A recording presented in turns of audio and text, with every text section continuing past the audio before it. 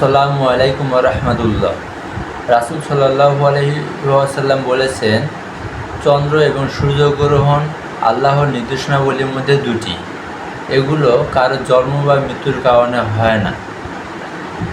এগুলো যখন তোমরা দেখবে তখন সালাত আদায় করবে, সাদাকা করবে, দোয়া করবে এবং কি তাকবীর বলবে। এটি আছে সহিহুল বুখারী 1044 নম্বর হাদিস, মুসলিম শরীফের 901 নম্বর হাদিস। আসসালামু আলাইকুম রহমতুল্লাহ। রাসূল সাল্লাল্লাহু আলাইহি ওয়াসাল্লাম বলেছেন, চন্দ্র এবং সূর্যগ্রহণ আল্লাহর নির্দেশনাবলীর মধ্যে দুটি। এগুলো কারো জন্ম বা মৃত্যুর কারণে হয় না।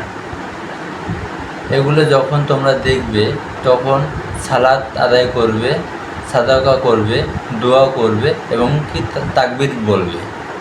এটি আছে সহিহুল বুখারী 1044 নম্বর হাদিস, মুসলিম শরীফের 901 নম্বর হাদিস।